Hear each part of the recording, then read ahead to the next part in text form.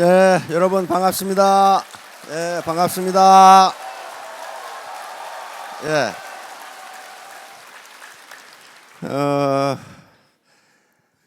지금 한반도를 둘러싼 정치 세계 질서가 좀 급변하고 있죠. 어떤 생산 도구를 선택하는 것이 국민들을 잘 먹고 잘 사게 할 것인가 하는 게 최종 결론이에요. 다른 거 없어요. 그것을 생산 수단이라고 이렇게 합니다. 생산 수단.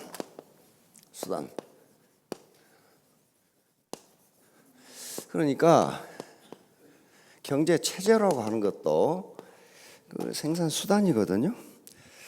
어떤 체제를 그 지도자가 정치 지도자든 어떤 리더든 어떤 체제를 선택할 것이냐 하는 문제도 어떤 생산 수단을 선택할 것이냐 하는 문제하고 직결됩니다. 자, 그러면 이 도구, 생산 수단인데요. 봅시다. 내 생활이 현재 개선되지 않고 있다면은, 소득이 오르지 않고 있다면은 과연 내가 선택한 도구가 생산적인지 생산성이 높은지 낮은지를 생각해 봐야 된다고요. 자, 예를 들어 봅시다. 지금 이 아리따운 숙녀분께서 이사를 하시려고 그래. 리아카로 하시겠어요? 택배차로 하시겠어요? 리아카, 택배차, 뭡니까? 자본입니다. 그 생산 수단이에요. 운송 서비스를 생산하는 생산 수단이라고요. 그런데 리아카에 싣고 가면, 냉장고 하나 싣고 가면 딱이죠? 안 돼요. 그러면 그 생산 수단과 뭐가 결합하는 거예요 지금? 노동이 결합한다고요. 노동이 결합해. 내가 리아카로 아무리 뼈 빠지게 짐을 날라도 서울에서 부산으로 가야 되는데 언제 그걸 다 하냐고. 언제? 지금 세탁을 해야 되는데 세탁기로 하시겠어요? 빨래판으로 하시겠어요? 빨래판도 생산 수단이고 생산 도구고 세탁기도 생산 도구예요. 근데 빨래판으로 세탁 못 합니까? 할 수 있어요. 할 수 있으나 노력이 너무 많이 들어가. 그런데 생산성은 적어. 세탁기로 하면은 세탁 양도 많고 편하고 보너스로 연속극까지 볼 수 있어. 그렇잖아요. 시간과 노력의 전략을 가져와요. 그게 생산수단이에요. 생산도구라고요. 그러면 애터미 사업을 선택하셨으면 이 애터미라는 생산도구 또는 생산수단이 과연 나에게 높은 소득을 가져다 줄 것인지 여부를 따져보셔야 돼. 그래서 이 시간에는 애터미 사업에서 성공할 수 있는 객관적 조건이 무엇인가 하는 것을 말씀드리려고 그래. 이 주관적 조건은 여기 포함된 게 아닙니다. 주관적 조건은 객관적으로 보면 그렇지 않을 수도 있어요. 객관적으로 어떤 조건들이 있는가, 이것도 따져보셔야 된다고요. 최종적 판단은 누가 해요? 내가 하는 겁니다. 내가 하는 거예요. 자, 한번 보도록 합시다. 자, 이 사업에서 성공의 개념은 안정적인 고소득이에요. 이게 성공의 이 절대적인 정의다 그런 건 아닙니다. 애터미 사업에서 그렇단 말이에요. 그러려면 자본 축적이 되었어야 되고 태도, 마음가짐이 가장 중요합니다. 자, 다음. 자, 그래서 이게 이제 객관적 조건이에요. 성공할 수밖에 없는 객관적 조건. 이걸 자기가 마음으로 받아들이고 여기서 내적 동기, 내가 일하고 싶은 내적 동기가 발현되지 않으면 절대로 성공 못해요. 절대로. 첫째는 뭐가 없다고 그랬어요? 매몰병이 없다. 이 9가지입니다. 대중명품이다. 이렇게 쑥 있어요. 그럼 하나하나 보도록 합시다. 이게 무슨 말인지. 첫째는 매몰병이라는 것은 내가 그 일을 그만두었을 때 해소할 수 없는 비용을 말해. 자, 치킨 프랜차이즈를 했다고 합시다. 그럼 프랜차이즈 아무나 해줍니까? 프랜차이즈 해보신 분 안 계시나요? 그 프랜차이즈 가입 비용이 있어요. 그렇죠? 아무나 해주는 거 아니에요. 그다음에 프랜차이즈 계약이 됐다. 하청 기업으로 됐다. 그럼 뭐부터 달아야 돼? 간판부터 달아야 돼. 영자 치킨 그렇게 탁 달아. 그다음에 그것만 달면 돼요? 식탁, 탁자, 냉장고, 선풍기, 에어컨 다 달아야 돼. 그렇죠? 그래서 그거 얼마나 드냐고 물어봤더니 아무리 촌스럽게 해도 5천만 원 든대요. 인테리어까지. 그리고 많이 제법 괜찮게 하려면 2억 정도 든대요. 인테리어 비용 뭐 온갖 것도 다 사고. 그러니까 그게 매몰 비용이에요. 만약에 내가 치킨 프랜차이즈를 그만둔다. 그러면 영자 치킨 간판을 갖다 팔아 먹어요? 안 사요. 누가. 식탁, 의자 안 사요. 쓰던 냉장고 다 고철이에요. 그 의자 내버리려면요, 우리 아파트 보니까 거기다 5천 원씩 붙여가지고 또 내버려야 되더라고. 그냥 안 가져가. 누가 남으니까 갖다 쓰겠지 하고 갖다 놔두면 관리 아저씨가 누가 내놓으셨는지 그래가지고 거기다 붙여놔. 뭐 스티커를 붙여서 내놓으세요? 그렇게 안 가져가요. 다시 말하면 일반적으로 우리가 초기 투자 비용이라고 하는 것은 전부 매몰 비용이에요. 그 사업을 그만두었을 때 건질 수가 없어요. 근데 에티엠사는 그게 없어요. 그게 없어요. 진입비도 없어. 유지비도 없어. 그 다음에 간판도 안 달아. 점포도 없어. 아무것도 없어요. 그러니까 이게 매몰비용이 제로예요. 매몰비용이 제로라는 것은 뭐예요? 대단히 죄송하지만 손해가 없습니다. 그 말이에요. 손해가 없어요. 손해를 끼치지 않는다고요. 자, 그 다음에 두 번째, 대중명품. 이거 굉장히 중요합니다. 대중명품이다. 대중이라는 말과 명품이라는 말은 사실 자체 모순이에요. 대중적인 것은 명품이 아닙니다. 명품은 대중적인 것이 아니에요.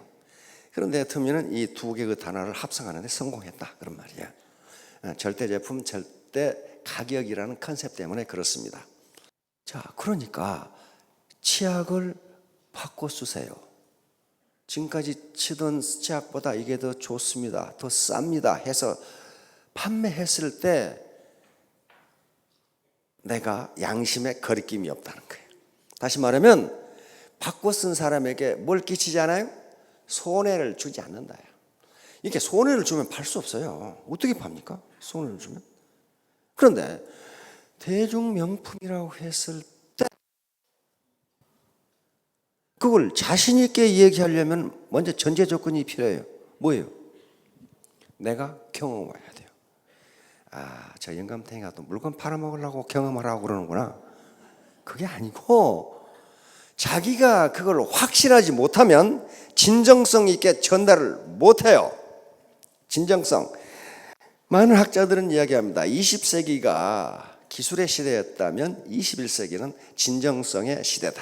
진정성, authenticity. 진정성이. 왜 진정성이냐면요,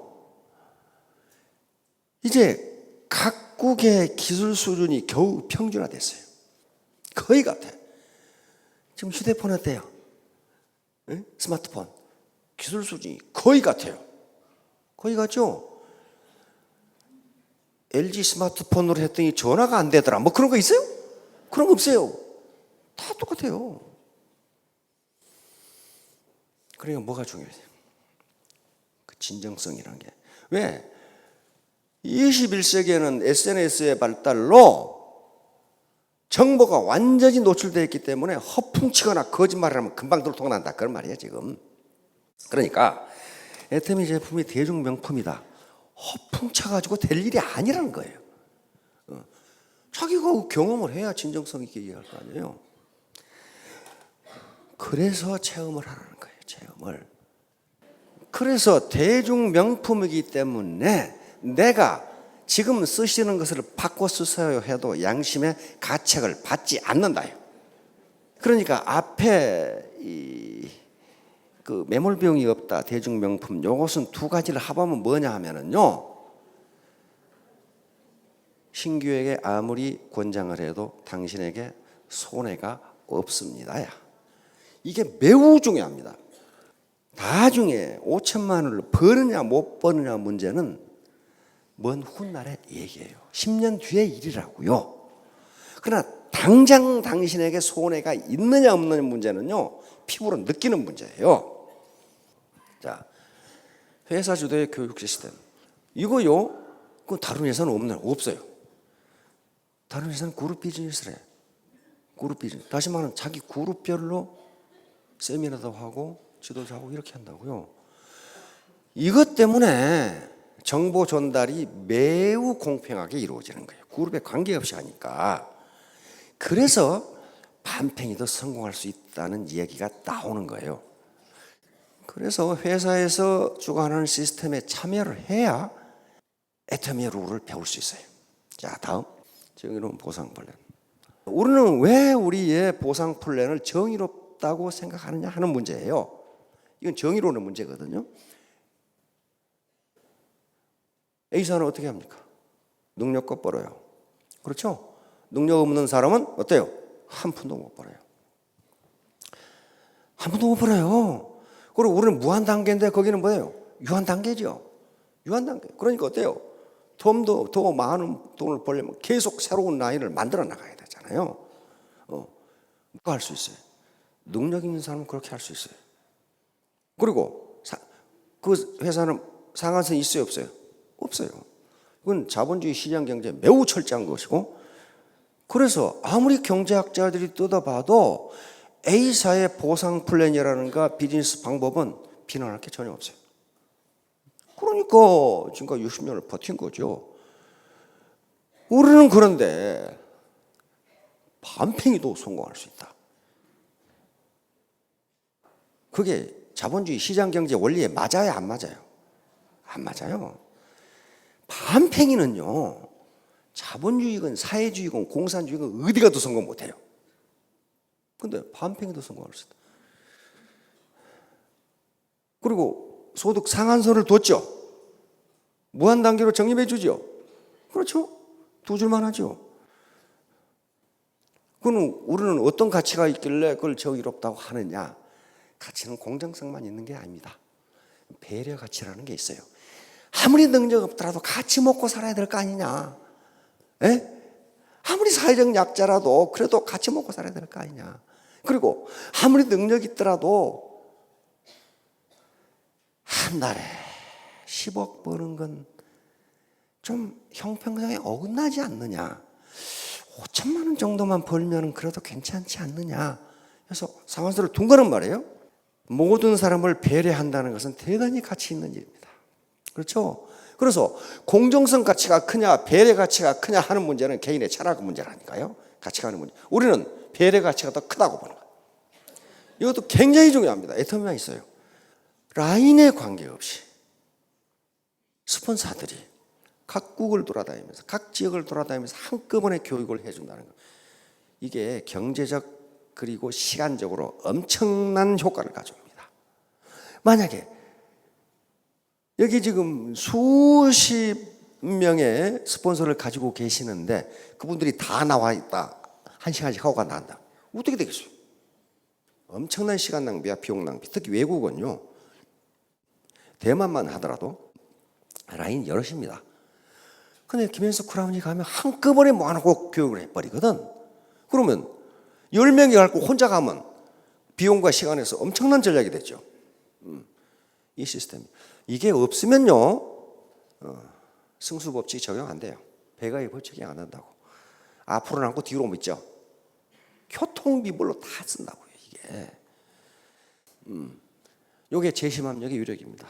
흰 개미집이거든요. 흰 개미는 각각은 저런 지성, 저런 지능이 없답니다. 그런데 개미 100만 마리가 모이면 이걸 만들어낼 수 있어요. 가장 첨단 에어 컨디셔닝 시스템을 이렇게 만들어냈어요.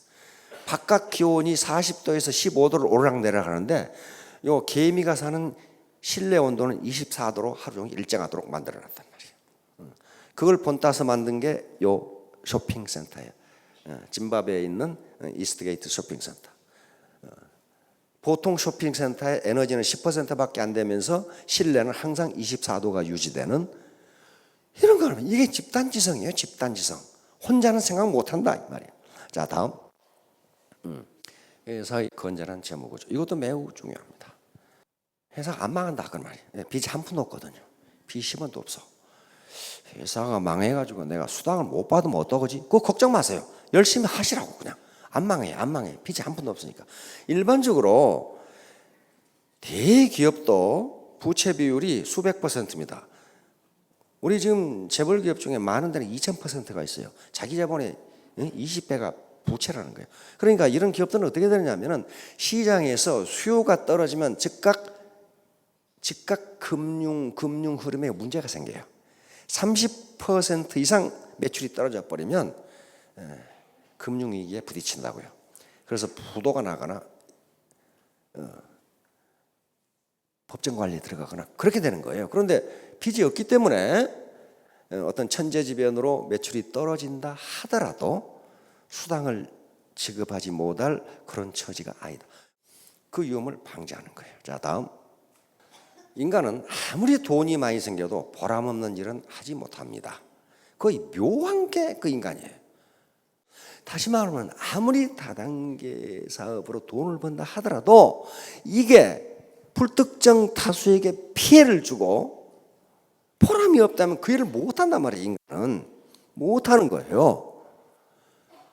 근데 우리는 어때요? 이 대중명품이고 피해를 주지 않아. 비싸지도 않아. 도전적인 사업이다.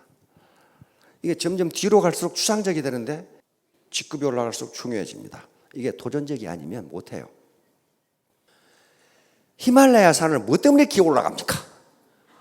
히말라야 산이 나에게 도전이 오는데 내가 그 도전을 극복하겠다는 거예요. 올림픽 선수들 보세요. 1년 내내 100m만 뛰는 놈이 있어. 그 100m하고 원수를 졌는지 말이야. 계속 뛰어.